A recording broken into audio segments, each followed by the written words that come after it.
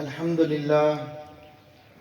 لله نحمده ونستعينه ونستغفره ونؤمن به ونتوكل عليه ونعوذ بالله من شرور أنفسنا ومن سيئات أعمالنا من يهده الله فلا مضل له ومن يضلل فلا هادي له ونشهد أن لا إله إلا الله وحده لا شريك له ولا مشير له ونشهد أن سيدنا وسندنا وطبيبنا وحبيبنا ومولانا محمدا عبده ورسوله أما بعد فأعوذ بالله من الشيطان الرجيم بسم الله الرحمن الرحيم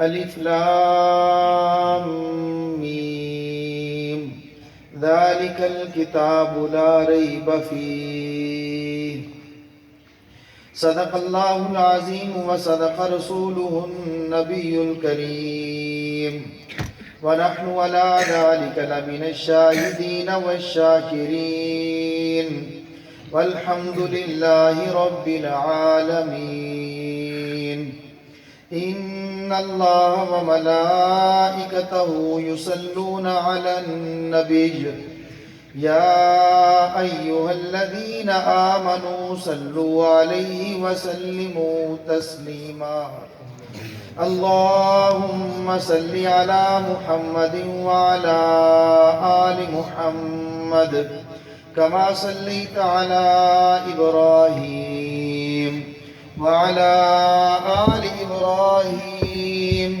إنك حميد مجيد اللهم بارك على محمد وعلى آل محمد كما باركت على إبراهيم وعلى آل إبراهيم إنك حميد مجيد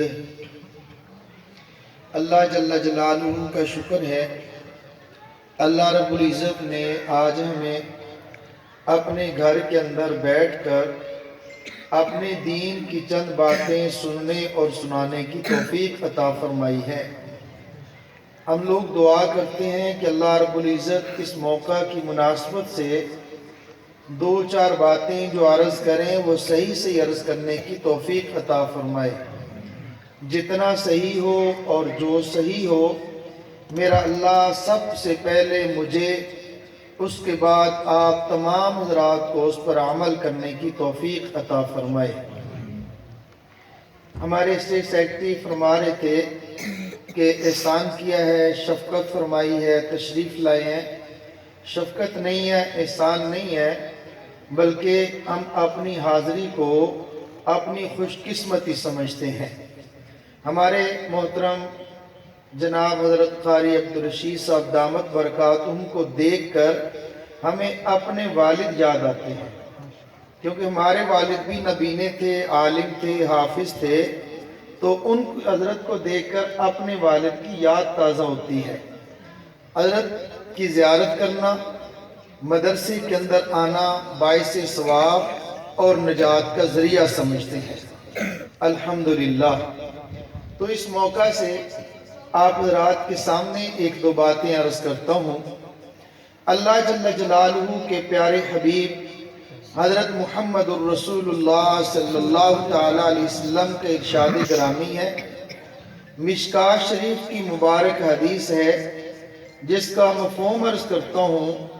فرمایا اللہ تعالیٰ نے سارے انبیاء کو نبوت کی کوئی نہ کوئی دلیل دی ہے، اور مجھے اللہ تعالیٰ نے نبوت کی دلیل وحی عطا فرمائی ہے۔ بات سمجھ آ رہے ہیں؟ آپ میرے ساتھ ساتھ چلیں گے، سمجھیں گے، مجھے احساس ہوگا کہ بات سمجھ آئی ہے، کیونکہ ہم نہ تو جوشیلے ہیں نہ سریلے ہیں، بات سمجھانے کی عرض کروں گا انشاءاللہ۔ نبی کریم صلی اللہ تعالیٰ علیہ وسلم کا ارشاد گرامی ہے، جس کا مفہوم یہ ہے کہ اللہ تعالیٰ نے ہر نبی کو نبوت کی کوئی نہ کوئی دلیل عطا فرمائی ہے، اور مجھے میرے اللہ نے وحی عطا فرمائی ہے۔ آپ حضرات بھی سمجھتے ہیں، آپ حضرات کے علم کے اندر یہ بات ہے، اللہ رب العزت نے وحی تو ہر نبی کو عطا فرمائی ہے، وحی کے بغیر تو نبوت ہی نہیں ہے۔ جس کے اوپر وحی آئی نہیں وہ نبی نہیں ہے۔ وحی اور نبوت یہ لازم ملزوم ہے، وحی کے بغیر کوئی آج تک نبی نہیں بنا۔ مزے کی بات ہے، ساتھ میں درمیان میں عرض کر دیتا ہوں، حضرت ہمارے مولانا محمد علی جلندری رحمۃ اللہ علیہ وہ کبھی کبھی واز فرماتے تھے تو فرماتے آج کے اس سارے واز کا ثواب میں ہندوستان کے چند مراسیوں کے لیے عرض کرتا ہوں، اے اللہ اس کا ثواب ان کو عطا فرما دے، وہ چند مراسی جن کی وجہ سے ہزاروں لوگ مسلمان ہوئے تھے۔ وہ فرماتے پھر ایسا ہوا، چاند ایک مراسی تھے، وہ مرزا غلام احمد قادیانی کے پاس گئے اور اس کے پاس جا کر کہا کہ ہمیں کچھ دے دو، اللہ کے نام پر کچھ دو، ہم مانگنے کے لیے آئے ہیں۔ مرزا نے کہا کہ میں تو کچھ نہیں دیتا، تم تو مراسی ہو۔ خیر ان کو 1 روپیہ بھی نہ دیا، اور وہ بھی مراسی۔ انہوں نے کہا کہ چلو اب ہم تمہاری کلاس لیں گے، پتہ چلے گا۔ انہوں نے کہا کہ نبی کی ایک صفت ہے کہ وہ سخی ہوتا ہے، اور یہ تو سخی نہیں ہے۔ خیر انہوں نے ایک ڈرامہ پیش کیا، سٹیج شو پیش کیا، تھیٹر لگایا، اعلان کیا کہ 2 دن بعد فلاں گراؤنڈ کے اندر ہم لوگ ایک ڈرامہ پیش کرنے والے ہیں۔ آخرت کے علم کے اندر ہے، کوئی مولوی آئے تو لوگ کم آتے ہیں، اگر کوئی ڈرامے باز آئے، مراسی آئے تو لوگ زیادہ جاتے ہیں۔ تو وہاں پہ ہزاروں لوگ جمع ہو گئے، اور تھا بھی وہ قادیان کے اندر، مسلمان بھی جمع ہیں، مرزائی بھی جمع ہیں۔ خیر انہوں نے اسٹیج سجا دیا، صرف سمجھانے کے لیے۔ فرماتے ہیں کہ کام ٹھیک نہیں تھا، شرعی طور پہ کام ٹھیک نہیں تھا، لیکن لوگوں کو سمجھانے کے لیے انداز بہترین تھا۔ اب انہوں نے اسٹیج لگا دیا، اس طرح لوگ جمع ہو گئے، ایک بڑی کرسی لگا دی، اور اس کے اوپر ایک جو مراسی تھا خوبصورت سفید چہرے والا وہ بیٹھ گیا۔ ایک اس کے دائیں طرف انہوں نے اپنا اس کے سامنے اس کے ہاتھ میں پکڑا دیا رجسٹر حاضری کا، اور کوئی 20-25 نیک لوگ مولوی قسم کے وہ بھی بٹھا دیے۔ خیر انہوں نے کہا اب یہ جو کرسی پر بٹھایا اس کو اللہ بنایا، اور یہ جو حاضری والا رجسٹر دیا اس کو جبرائیل بنایا۔ اللہ بولتا ہے اے جبرائیل، جی رب جلیل ذرا انبیاء کی حاضری تو لگاؤ، میرے سامنے پیش کرو۔ ایک ایک نبی آتے جی آپ کون؟ کہتے یا اللہ میں آدم، آپ نے مجھ پر وحی بھیجی، آپ نے مجھے نبی بنایا۔ اے جبرائیل ذرا دیکھو رجسٹر میں آدم کا نام ہے؟ جی یا اللہ بالکل نام بھی ہے، اور میں گواہی دیتا ہوں میں ان کے پاس گیا تھا۔ ہاں بھی آگے یہ نوح بیٹھے ہیں، حضرت ابراہیم بیٹھے۔ اس طرح انہوں نے انبیاء کی نقلیں بنائی۔ میں یہ بات پہلے عرض کر چکا ہوں، اگرچہ یہ طریقہ غلط ہے، شرعی طور پہ ٹھیک نہیں ہے، لیکن سمجھانے کے لیے انہوں نے اپنی عقل کے مطابق کام لیا۔ خیر آخر میں یہ سارے انبیاء کی حاضری لگ گئی۔ ایک لنگڑا سا شخص ایک طرف سے اٹھا، آنکھ اس کی کانی ہے، پگڑی اس نے باندھی ہوئی ہے، اب وہ بھی اسٹیج پر چڑھ گیا، کہتا ہے کہ اے اللہ میں بھی نبی ہوں، تیرا نام کیا ہے؟ اس نے کہا میرا نام غلام احمد ہے، اسی قادیان کا رہنے والا ہوں۔ اللہ رب العزت جبرائیل کو کہتے ہیں کہ اے جبرائیل رجسٹر کھولو، اس میں نام ہے۔ یا اللہ اس رجسٹر میں جو انبیاء والا اس میں تو نہیں ہے، رسولوں والے میں بھی اس کا نام نہیں ہے، تو نبی کیسے بن گیا؟ ہم نے نبی بنایا نہیں، جبرائیل تیرے پاس گیا نہیں، انبیاء کے رجسٹر میں تیرا نام نہیں، تو وحی کے بغیر کیسے نبی بنا؟ اس لیے ہم تجھے مردود کرتے ہیں، تمہارا نبی نہیں ہے۔ یہ بات ہوئی۔ इतने में एक शख्स उठा, उसका चेहरा बिल्कुल स्याही मला हुआ था, स्याह रंग है, स्याही उसके चेहरे पर मली हुई है, काले स्याह कपड़े पहने हुए हैं। अब वो उठा, अरे तू कौन? उसने कहा या अल्लाह मैं शैतान हूँ। भाई तू क्यों आया इस मजलिस के अंदर? उसने कहा या अल्लाह एहतजाज करने के लिए आया हूँ। तेरा एहतजाज क्या है? उसने कहा या अल्लाह 1,24,000 तूने बनाए और मैंने बर्दाश्त किए, मैंने एक ही बनाया वो तू बर्दाश्त नहीं कर रहा। मैंने एक ही बनाया और तू वो बर्दाश्त नहीं कर रहा।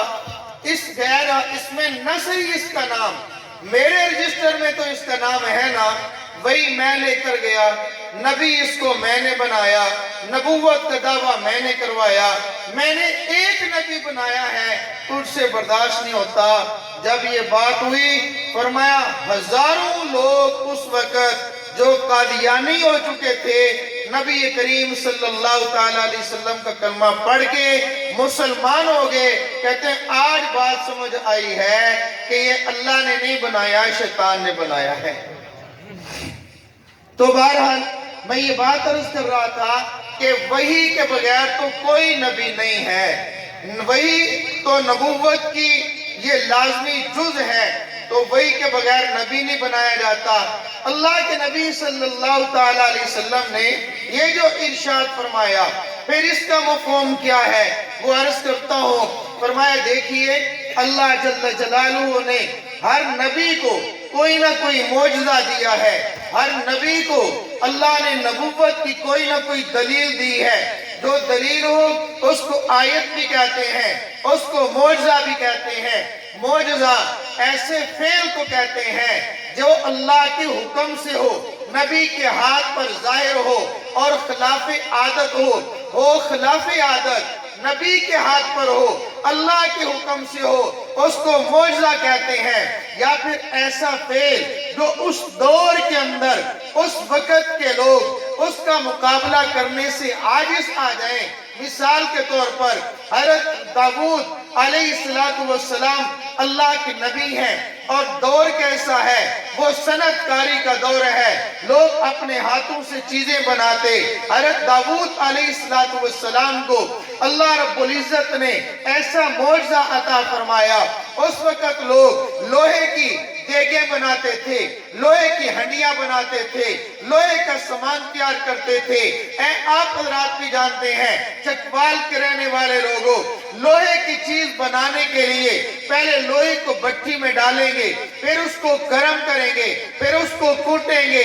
उससे गर्म किए बगैर एक दराती और रंबी भी नहीं बनती, तो बड़ी बड़ी चीजें कैसे बनेंगी। अल्लाह रब्बुल इज्जत ने हज़रत दाऊद अलैहिस्सलाम के हाथ पर ऐसा काम जाहिर किया, वो ठंडे लोहे को लेते, जिस तरफ चाहते मुड़ता जाता, जैसा चाहते बनता जाता, जैसा बनाते बनता जाता। ये मौजज़ा था हज़रत दाऊद अलैहिस्सलाम का। उनके दौर के सारे लोग ऐसा फेल जाहिर करने से आजिज आ गए। हज़रत सुलेमान अलैहिस्सलाम का दौर है, ऐसा लोग वो साइंस तरक्की करती जा रही है, लेकिन उन्होंने अपने बस के मुताबिक तरक्की तो कर ली है, लेकिन ऐसा जहाज ऐसा चीज नहीं बना सके। तख्ते सुलेमान ने, हज़रत सुलेमान अलैहिस्सलाम का तख्त है, हवाओं पे चलता है, इधर हुक्म उधर चलता है, इधर हुक्म इधर चलता है। हज़रत दाऊद अलैहिस्सलाम के लिए अल्लाह ने हवाओं को मुसख्खर कर दिया, फजाओं को मुसख्खर कर दिया, जमीन को मुसख्खर कर दिया। हज़रत दाऊद हज़रत सुलेमान अलैहिस्सलाम का मौजज़ा है, जादूगरी का दौर है, बड़े बड़े जादूगर पैदा हो गए। हज़रत मूसा अलैहिस्सलाम, हज़रत हारून अलैहिस्सलाम, वो दोनों फिरौन के दरबार में जाते हैं। फिरौन से कहा हम अल्लाह के भेजे हुए अल्लाह के रसूल हैं, आप एक अल्लाह को मानने वाले आ जाओ, एक अल्लाह को मानने वाले बन जाओ। फिरौन ने कहा अगर तुम नबी हो تو اپنی نبوت کی دلیل پیش کرو. اگر تم نبی ہو تو نبوت تو اس کا معجزہ ہوتا ہے, تم معجزہ پیش کرو. حضرت موسیٰ علیہ السلام کے ہاتھ میں ڈنڈا ہے, اللہ کی طرف سے حکم ہوا اپنے ڈنڈے کو زمین پہ پھینکو. زمین پہ پھینکنے کی دیر تھی, سانپ بن گیا. دیکھتے ہی دیکھتے جب سانپ بنا فرعون بھی گھبرایا. حضرت موسیٰ علیہ السلام کو حکم ہوا اپنے ہاتھ کو یوں بغل کے اندر دباؤ, ڈالا, باہر نکالا, سورج سے زیادہ روشن ہوا. اس نے دیکھا, دیکھ کر فوراً کہا تم تو جادوگر ہو, تم تو ساحر ہو, یہ تو جادوگری ہے, یہ جادوگر کا کام ہے. حضرت موسیٰ علیہ السلام نے فرمایا میں جادوگر نہیں ہوں, اللہ کی طرف سے بھیجا ہوا اللہ کا رسول ہو. فرعون نے کہا نہیں نہیں, ہم جادوگروں کو بلاتے ہیں, تم ان کا مقابلہ کرو, وہ تمہارا مقابلہ کریں گے. حضرت موسیٰ علیہ السلام نے فرمایا بلاؤ تم اپنے جادوگروں کو. فرعون نے 70,000 جادوگروں کو بلایا, میدان سجایا گیا, وقت طے کیا گیا, جادوگر جمع ہو گئے. ہر جادوگر نے اپنے جادو کا مظاہرہ کیا. انہوں نے اپنی لاٹھی پھینکی, سانپ بنا, رسی پھینکی, سانپ بنا. حضرت موسیٰ علیہ السلام نے اپنا عصا پھینکا, اژدہا بنا. دیکھتے ہی دیکھتے سب کو ہڑپ کر گئے. جادوگر سمجھتے تھے, اس فن کے ماہر تھے, یہ جادو نہیں ہے, اللہ کی طرف سے حضرت موسیٰ کی نبوت کی یہ دلیل ہے, یہ معجزہ ہے. سب نے سجدے میں پڑ گئے, کہنے لگے آمنا برب موسیٰ و ہارون. حضرت موسیٰ علیہ السلام کے معجزے کا اقرار کر لیا. حضرت عیسیٰ علیہ السلام ان کا دور ہے, علاج معالجہ کا دور ہے, طب کا دور ہے, علاج معالجہ ہوتا ہے. بڑے بڑے حکیم ان کو اپنی حکمت میں ناز تھا, بڑے بڑے معالج ان کو اپنے علاج میں ناز تھا. وہ کہتے ہم سے بڑا علاج کرنے والا کوئی نہیں, ہم سے بڑا معالج اور حکیم کوئی نہیں. جہاں پہ ان کی حکمت ختم ہو گئی, حضرت عیسیٰ علیہ السلام کے بعد مریض وہ آتے جو علاج ہوتے تھے, لوگ آتے تھے, وہ حکیم علاج تو کرتے تھے, آنکھ کی بینائی کا, آنکھ کی بینائی چلی گئے, اس کا علاج کرتے تھے, لیکن مادر ذات اندھا ہو اس کا علاج نہیں کر سکتے تھے, کوڑ کا مریض ہو اس کا علاج نہیں کر سکتے تھے. پھر حضرت عیسیٰ علیہ السلام اپنا ہاتھ ان کے چہرے پہ پھیرتے, اللہ کے حکم سے آنکھ ٹھیک ہو جاتی. حضرت عیسیٰ علیہ السلام یہاں تک کہ مردوں کو حکم دیتے قوم پہ اذن اللہ, اللہ کے حکم سے کھڑا ہو جا. مردے قبروں سے کھڑے ہو گئے. اس وجہ سے جو علاج نہیں کر سکتے تھے وہ علاج حضرت عیسیٰ علیہ السلام نے کیا. یہ معجزہ ہے حضرت عیسیٰ علیہ السلام کا. میرے پیارے پیغمبر حضرت رسول اللہ صلی اللہ تعالیٰ علیہ وسلم جس دور میں تشریف لائے ہیں وہ جہالت کا دور ہے. جہاں پہ آئے ہیں وہ لوگ ایسے تھے, عرب ہیں, عرب اپنے آپ کو زبان والے, بولنے والا کہتے تھے, دوسرے لوگوں کو عجمی کہتے تھے. یعنی یہ تو گونگے ہیں, ان کو بولنا نہیں آتا, ان کی زبان نہیں ہے, اظہار ما فی ضمیر کر نہیں سکتے. حضرت نبی کریم صلی اللہ تعالیٰ علیہ وسلم تشریف لائے ہیں, نبوت کا اظہار کیا, وحی کا نزول ہوا. جب وحی آتی گئی, اس وحی کو قرآن کہتے ہیں. اللہ کا قرآن نازل ہونا شروع ہوا. جب قرآن کو بیان کیا, پھر قرآن نے چیلنج کیا ہے ان بولنے والوں کو, قرآن نے چیلنج کیا ہے عرب کے لوگوں کو جو 1,000 شعر لکھ لیا کرتے تھے, لاکھوں شعروں کے وہ لوگ مصنف تھے, وہ لوگ نثر میں اپنا ثانی نہیں رکھتے تھے, نظم میں اپنا ثانی نہیں رکھتے تھے. ان کو چیلنج کیا, سب مل جاؤ, ایک سورت لے آؤ, ایک آیت لے آؤ. اس وقت سارے لوگ جمع ہو کر بھی میرے رب کے قرآن کا مقابلہ نہیں کر سکے. یہ معجزہ ہے میرے اور آپ کی آقا و مولا حضرت محمد الرسول اللہ صلی اللہ تعالیٰ علیہ وسلم کا. قرآن ایسا معجزہ ہے, سارے لوگ مل کر عاجز آ گئے. ایسا قرآن لانے سے وہ وقت گیا, آج کا وقت آ گیا. قیامت کی صبح تک ایسا ہے, ہم بھی چیلنج کر سکتے ہیں, آپ بھی کر سکتے ہیں. میرے عزیز بھائیوں, ہم دنیائی عیسائیت کو چیلنج کرتے ہیں, دنیائی یہودیت کو ہم چیلنج کرتے ہیں. تم لوگ آؤ, اپنی نسلوں کو لو, اپنے آباء و اجداد کو لو. جس طرح وہ لوگ قرآن کا مقابلہ نہیں کر سکتے تھے, آج تم بھی نہیں کر سکتے, اور قیامت کی صبح تک اللہ نے چاہا تو تم اس کا مقابلہ نہیں کر سکتے. یہ تو ایک بات. اور دوسری بات, ختم نبوت کا صدقہ حضرت رسول اللہ صلی اللہ تعالیٰ علیہ وسلم پر اترنے والی وحی, یہ کیسے دلیل ہے, یہ کیسی آیت ہے, کیسا معجزہ ہے. میرے عزیز بھائیوں, اللہ کا شکر ادا کرتے ہیں, ہم اپنا سر فخر سے بلند کرتے ہیں, سر کو اٹھا کر ہم یہ بیت کہتے ہیں. عیسائیوں سے کہو حضرت عیسیٰ علیہ السلام کا معجزہ, وہ کہیں گے معجزہ تھا. بولو کون سا؟ پھونک مارتے تھے, مردے زندہ ہو جاتے تھے, ہاتھ پھیرتے تھے, نبینا ٹھیک ہو جاتے تھے. حضرت عیسیٰ کا معجزہ دکھا تو سکتے ہیں, بتا تو سکتے ہیں, دکھا کوئی نہیں سکتے. یہودیوں سے کہو حضرت موسیٰ علیہ السلام کا کوئی معجزہ, وہ کہیں گے حضرت موسیٰ کا معجزہ ان کا ڈنڈا ہے, ڈنڈا زمین پہ مارا رستے بن گئے, زمین پہ مارا پتھر پہ مارا بارے چشمے نکل گئے, وہ دریا پہ مارا دریا خشک ہو گئے, وہ عصا ہے وہ گرتا ہے سانپ اور اژدہا بن گیا. ہم نے کہا تم موسیٰ علیہ السلام کا معجزہ بتا تو سکتے ہو, کیا دکھا بھی سکتے ہو؟ یہودی حضرت موسیٰ کا معجزہ بتا سکتے ہیں, دکھا نہیں سکتے. عیسائی بتا سکتے ہیں, دکھا نہیں سکتے. اللہ کی قسم, آج کا مسلمان حضور کا غلام نبی کا معجزہ بتا بھی سکتا ہے اور دکھا بھی سکتا ہے, بتا بھی سکتا ہے. قرآن میرے نبی کا معجزہ ہے اور قرآن والے میرے نبی کا معجزہ ہے. اب بائیں طرف دیکھو, ہم بتا بھی سکتے ہیں, قرآن والوں کو دکھا بھی سکتے ہیں. یہ اللہ کا شکر ہے. اور دوسری بات, اللہ رب العزت نے اپنی اس کتاب کو محفوظ فرمایا.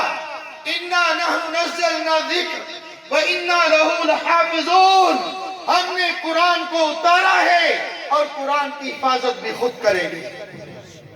ذَلِكَ الْكِتَابُ لَا رَيْبَ فِيهِ. میں ایک بات عرض کرتا ہوں, بعض اوقات ڈائریکٹ حملہ نہیں ہوتا, انڈائریکٹ حملہ ہوتا ہے. بلا واسطہ حملہ نہیں ہوتا, بالواسطہ حملہ ہوتا ہے. واسطے پر حملہ کرو, واسطہ مجروح ہو جائے, اصل بھی مجروح ہو جائے گی. بعض لوگوں کو ہمت اور جرت یہ تو نہ ہوئی کہ قرآن غلط ہے, یہ کہہ دیا قرآن والے غلط ہے. یہ نہ کہا قرآن صحیح نہیں ہے, یہ کہہ دیا قرآن جمع کرنے والے صحیح نہیں ہے. میرے رب نے اس آیت کے اندر قرآن کی گواہی بھی دی ہے, قرآن والوں کی بھی گواہی دی ہے. ذَلِكَ الْكِتَابُ لَا رَيْبَ فِيهِ. ذَلِكَ الْكِتَابُ لَا رَيْبَ فِيهِ. پہلے اس کو آپ تھوڑا سا سمجھیں, انشاءاللہ آپ کو مزہ آئے گا. میری ایک یہ بات اگر سمجھ گئے انشاءاللہ مزہ آئے گا. قرآن کریم ایسی کتاب ہے. اب توجہ فرمائیے, قرآن اللہ کی وہ کتاب ہے, باقی تورات وہ بھی اللہ کی کتاب, انجیل وہ بھی اللہ کی کتاب, زبور وہ بھی اللہ کی کتاب, اور قرآن کریم یہ کتاب اللہ بھی ہے, یہ کلام اللہ بھی ہے. اللہ جل جلالہ نے اس کو پڑھا کلام اللہ, اللہ نے کلام کیا. حضرت جبرائیل لے کر آئے کلام اللہ. حضرت جبرائیل نے نبی کریم صلی اللہ تعالیٰ علیہ وسلم کو سنایا کلام اللہ. نبی نے صحابہ کو سنایا کلام اللہ، سمجھتے جائیے، اللہ نے دیا کلام اللہ، حضرت جبرائیل لیا کلام اللہ، حضرت جبرائیل نے دیا کلام اللہ، میرے نبی نے لیا کلام اللہ، میرے نبی نے صحابہ کو دیا کلام اللہ، صحابہ نے نبی سے لیا کلام اللہ۔ لیکن قرآن کہتا ہے ذالک الکتاب، وہ ایسی کتاب ہے، ہونا یہ چاہیے تھا ھذا الکلام، یہ کلام جو جبرائیل لے کر آئے، لا ریب فیہ، کوئی شک نہیں، جبرائیل نے نبی کو دیا، اس کلام کے اندر کوئی شک نہیں، حضرت جبرائیل سے نبی نے لیا، کوئی شک نہیں، نبی نے صحابہ کو دیا، کوئی شک نہیں۔ میرے عزیز بھائیو، اللہ کے نبی اس کو سنتے رہے، صحابہ کو دیتے رہے، پھر لکھواتے رہے، حضرت زید کاتب وحی، حضرت امیر معاویہ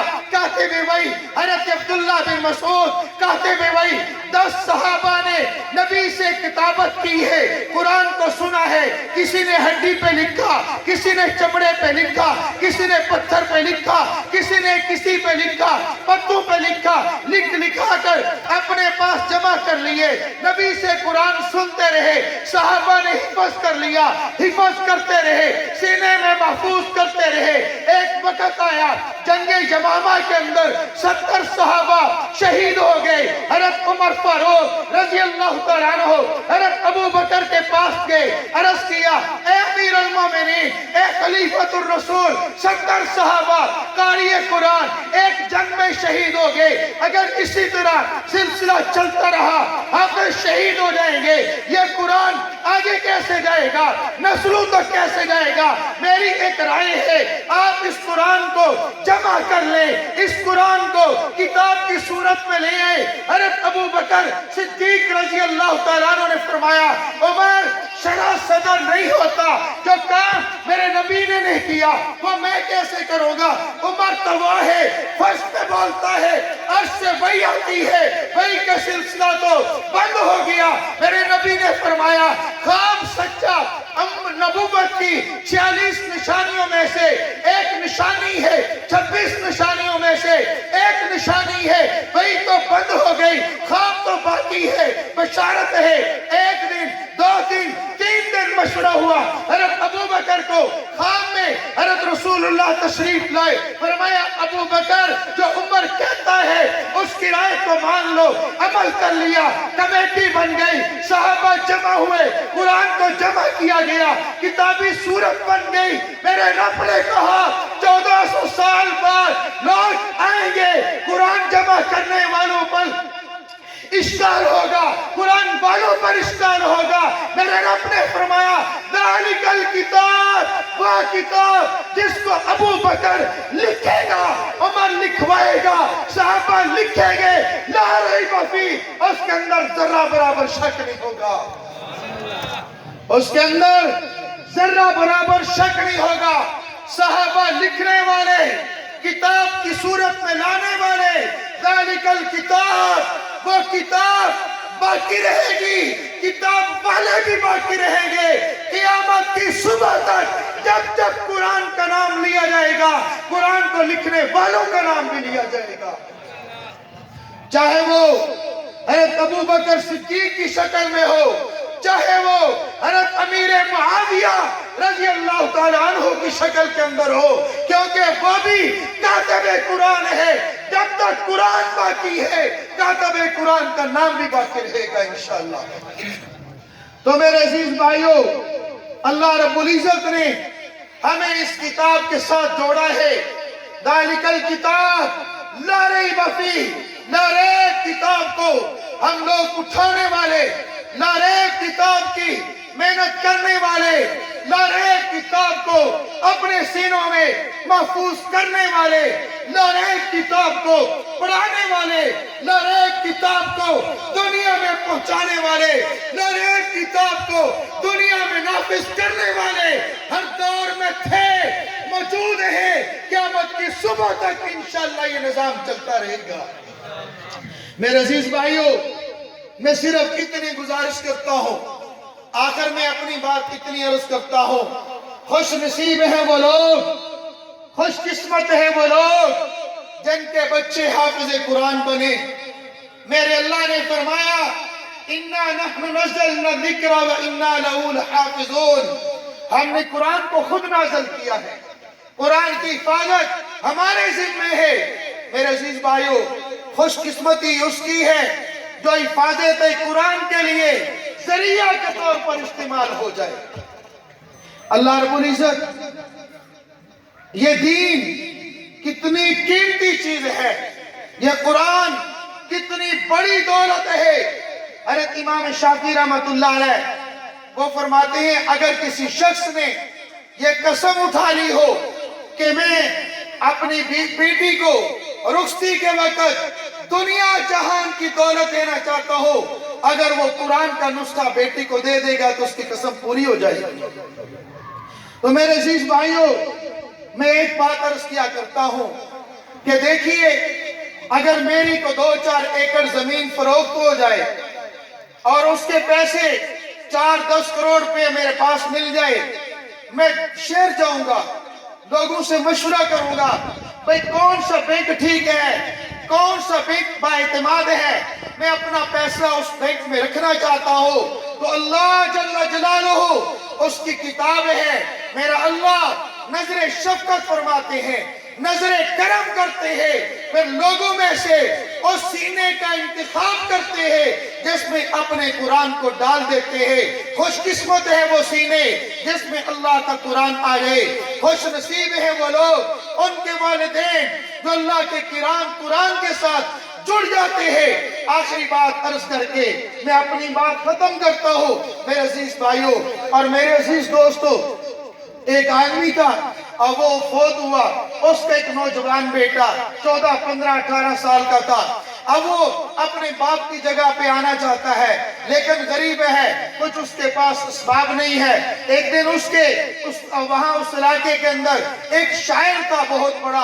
شاعر نے کہا کہ اے بچے میرے پاس آ جائے کر، میں تجھے کلام سکھاؤں گا، میں تجھے شاعر بنا دوں گا، تو پیسے روٹی روزی کما لینا، میں تو شاعر بن جائے گا. اس نے کہا ٹھیک. اب جیسے بچہ ہے، بچے کو شعر سکھا رہا ہے، شعر لکھا، کاپی پہ لکھ کے دیا، ساتھ یاد دہانے کے لیے بیٹا یہ لکھ لے 1000 کا شعر ہے، یہ شعر لکھ لے 5000 کا شعر ہے، یہ 10,000 کا شعر ہے، یہ نظم 50,000 کی نظم ہے. اور وہ بچہ بڑا خوش ہوتا ہے، اپنے گھر جاتا، امی کو بتلاتا، اے میری ماں میں بڑی دولت جمع کر رہا ہوں، بڑی دولت جمع کر رہا ہوں. ایک دن اس کی ماں نے، شام کا وقت ہے، عصر کا وقت ہے، اپنے بچے کو کہا اے بچے آج گھر کھانا نہیں ہے، تو کوئی تھوڑا سا سامان لیا، دکان پہ چلا جا. تو دکان سے سامان لیا، شام کی ہڈیاں بنا لیتے ہیں. اب وہ اس نے اپنی کاپی اپنے پاس لی. بچہ تھا نا، بچپن والا ذہن تھا، آپ بھی کہیں گے میں بھی کہوں گا، ترجمانی کرتا ہوں. اب وہ بچہ دکان پہ جاتا ہے، چچا 2 کلو آلو دے دو، تھوڑ سے پیاز دے دو، سبز مرچ دے دو، فلاں چیز دے دو. اس نے شاپر میں پیک کیا. کتنے پیسے بن گئے بیٹا؟ 700 روپیہ بن گیا. اس نے 1000 روپے والا شعر جس پہ لکھا تھا وہ پرچی نکالی، کہا چچا یہ رکھ لو، 300 مجھے واپس کر دو. اس نے کہا واہ دیکھنے کو بچہ ہے، کرتا ہے، یہ بات یہ کہانی کسی اور کو سنانا، مجھے دانا لگاؤ، مجھے فریب نہ دکھاؤ، کیسی بات کرتے ہو؟ سامان اپنے پاس رکھا، چل دفع ہو جا. اب دوسری دکان پہ، تیسری دکان پہ، 10 دکانوں پہ پھرا، کسی ایک نے اس کو سودا نہ دیا. شام ہوئی، روتا ہوا اپنے گھر میں پہنچا. اس کی ماں نے کہا بیٹا روتا کیوں ہے؟ وجہ کیا ہے؟ کہتے اماں میرے پاس سامان نہیں ہے، کسی ایک نے نہ دیا. وہ ماں بھی تو دنیا دار تھی، نہ سمجھتی، یعنی ایسی بات تھی سمجھ نہیں تھی. اس نے کہا بیٹا میں کہتی تھی نا یہ تیرا استاد تجھے دھوکہ دے رہا ہے، مت کر، تو چھوڑ دے، مزدوری کر لے، محنت کر لے. اب بتا تو کہتا ہے اتنی بڑی دولت میری کاپی میں محفوظ ہے، کیا کام آئے گی وہ دولت جو ایک دکان سے ہمیں 2 کلو آلو نہ دلوا سکے، 1 کلو پیاز نہ مل سکے. اب بتاؤ کس کام کی ہے؟ اس نے کہا چلو ہم اپنے استاد کے پاس جاتے ہیں. وہ ماں بھی غصے میں، بچہ بھی غصے میں، دروازے پہ دستک तक हुई, उस्ताद बाहर निकला। उस्ताद तो उस्ताद होता है, उसने देखा बच्चा परेशान है, माँ उसके साथ है। उसकी माँ ने कहा, अरे उस्ताद, तूने क्या मेरे बच्चे को फरेब और धोखे में रखा? इतनी बड़ी दौलत दे रहा हूं, दौलत किस काम की है? वो समझ गया। उसने कहा, अरे अम्मा छोड़ो इस बात को, ये आप 2000 रुपया रख लो, अपने रात का खाना वाना खा लेना, कल मुशायरा होगा बादशाह के दरबार में, इसको मेरे साथ भेज देना। अब वो सुबह हुई, उसको शाही दरबार में लेके गया। शायर अपना अपना कलाम पेश कर रहे हैं। बच्चे से कहा, इशारा किया, यो 5 का इशारा किया, यानी 5000 वाली नज़म पढ़ दो। उसने एक शेर पढ़ा, वाह वाह वाह वाह, तो इधर से 1000, उधर से 1000, उधर से 2000, फिर अगला शेर, फिर वाह वाह, उधर से अगला शेर, फिर वाह वाह, मुकर्रर मुकर्रर की आवाजें आ रही हैं। बादशाह उठा, उसने एक क्या कहते हैं उसको लिख के दे दिया, वो कैश लिख के दे दिया। 1 लाख रुपए का चेक उसके हाथ में दिया, झोली उसकी नोटों से भर गई। अब वो उस्ताद और शागिर्द अपने उस घर आ रहे हैं। माँ के दरवाजे पे दस्तक दी, माँ बाहर निकली, अरे अम्मा देखो ये बच्चा कितने पैसे लेके आया। उसने कहा, वाह कमाल कर दिया है, ये चेक देखो कैसे इसने लिया है। उसने कहा, कमाल कर दिया। उसने कहा, अम्मा मैं एक बात कहता हूँ, शायर ने कहा मेरी और आपकी तर्जुमानी की है।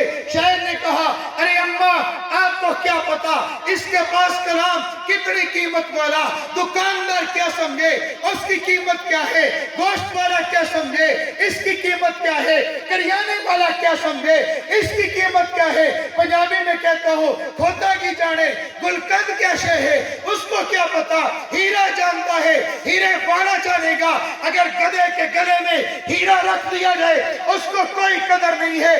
मेरी माँ, दुकानदार को पता नहीं शेर की कीमत क्या है, दुकानदार को पता नहीं शेर की कीमत क्या है। मेरे अजीज भाइयों, मेरे दोस्तों, मेरे नौजवान साथियों, ये 10 हाफिज आपके सामने खड़े हैं।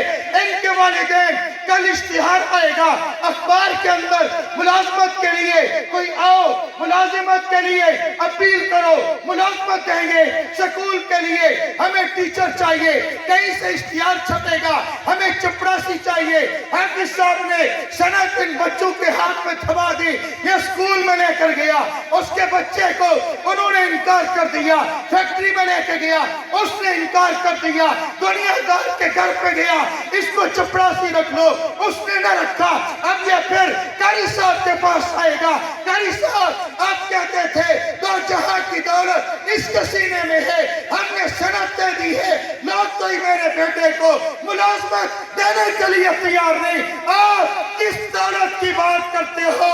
कारी साहब ने कहा, अरे भाइयों ये दौलत इस जहान में नहीं, आंख बंद होने के बाद इनको मिलेगी, कब्र में मिलेगी, हश्र में मिलेगी। जब ये खुद खड़े होकर सिफारिशी बनकर कहेंगे, मेरा रब फरमाएगा, ए हाफिज़े कुरान, इशारा करना तेरा काम है, जहन्नमी को जन्नत दे देना मैं रब का काम है।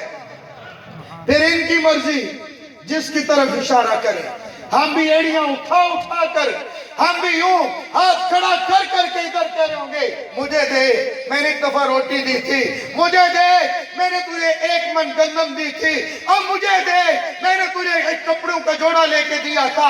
इनकी मर्जी देखे या ना देखे, इनकी मर्जी किसकी तरफ इशारा करे, मुल्क तो पड़ेगा, कीमत लगेगी, लेकिन ये कीमत की मंडी, इनकी कीमत का जहान ये दुनिया नहीं है मेरे अजीजों, आखिरत का मैदान है, हशर का मैदान है।